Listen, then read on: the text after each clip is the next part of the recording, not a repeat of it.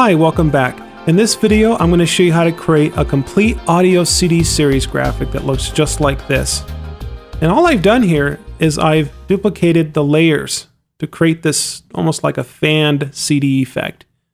And this is great if you're selling something online, if you do have a CD series, or even if you're offering MP3 downloads of interviews and training series. This is a really great way to really make the client feel like they're getting their money's worth when you can show, let's say if you have a CD for each MP3 file, you can do that. I've seen that done before. So really gives them a feel of a sense of tangibility, and it really makes it feel like they're getting a lot more than what they're paying for. And I don't know if that sounds like a bad thing or anything, but hopefully you're over delivering. I certainly like to. I don't necessarily like to make it look like people are getting a lot more than they are, but this is just one way to do it. And it's totally not that. It could be something totally different. This could just be you do have a tangible CD course, and you just want to display your CDs out like they're laying down and they're fanned out on the table. And so this is a great way to do it.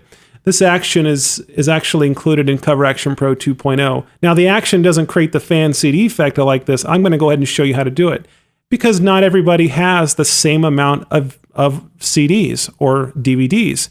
Each course is different. So one might have 2 or 4 or 6 or 8. It doesn't, so I'm going to show you how to customize this bundle, this CD bundle here to fit your needs.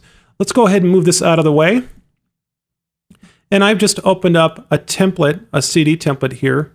And the action that you're going to want to use to create this effect is over here.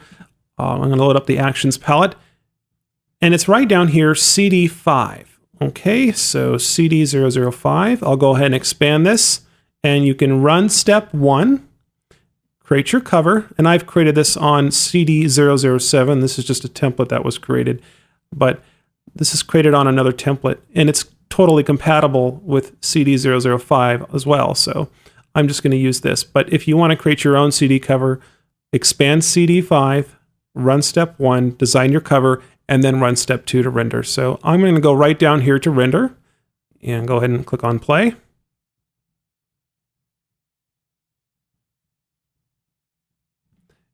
There you go. And so what we're going to do is, first of all, we're just going to resize these 2 CDs that are currently in this document. Now we're not outputting to 300 dpi or print or something like that. Now, if we were, what I would do is create a new document, or I would enlarge this canvas if we need more, if we need more room to work with. And you can see this image is much larger. It's just much wider. So if you do need a wider image, if you want to keep the original size of these DVDs so you don't lose any high resolution quality, then what you'll need to do is increase the canvas size. Okay, you need to come in here and set the width dimensions for your needs, and then go ahead and click OK, and that will make the canvas larger. What I'm going to do, though, is make sure that I have both of these layers selected, because the action creates 2 CDs. As you can see right here is 1, 2.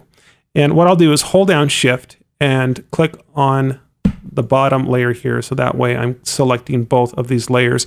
If you do have the background layers selected for some reason, you can just click on one of the CD layers, hold down Shift, and then click on the other CD layer, and that will select both. And we're just going to transform both of these layers. So I'll go over here to Edit, down here to Free Transform, hold down Shift and Option, Shift and Alt on Windows, and just size this down, just like this. And then I'll just press the Enter key on the keyboard to confirm that. And let's make this Actions palette invisible there. We don't really need that anymore. And I'll make this image just a little bit larger. From here on out, it's very simple. I mean, all you have to do is just make duplicates of these layers. So I can click on one of the CD layers, drag it to the new layer icon on the layers palette, makes a duplicate. And then I can come over here to the toolbar, make sure I have the move tool selected, and I can drag out a copy. It's that simple. So I could just keep, or what I could do is I could select 3, hold down Shift, drag all 3 to the new layer icon. That makes another 3 copies, so I could just drag these out. If you want to make it really messy, but I'm sure you probably want to do a much better job than this. Just come in here and make these look really, really neat. So you can present your product in a much neater way.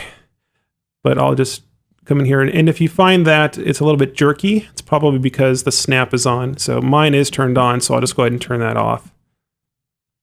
So it just depends how many CDs that you have in your course. You may only just have a few CDs, or you may have 100. You can keep duplicating these CDs. And as you can see here, I'm dragging this over and it's going underneath. And all that means is it's just because this layer that I have selected is below this other CD layer. So I'll just click and drag this layer above it and then just let go. And there we go. So look at that. This is a lot of fun. It's really easy to do. And I could just keep going and going and going. And it's a really cool way to create a really nice little audio CD set. And I can select all these layers, hold down Shift, and grab the Move tool and position this down. I could create a box just above this. So it looks like all the CDs come in one big box. I could run one of the box actions. I could apply some of the same graphic elements that I created in this CD cover and apply it to the box and place it into the box and render a box action. So there's a lot you can do there. And I hope you enjoyed all these tips and tricks videos, and let me know what you think, and we'll see you guys soon.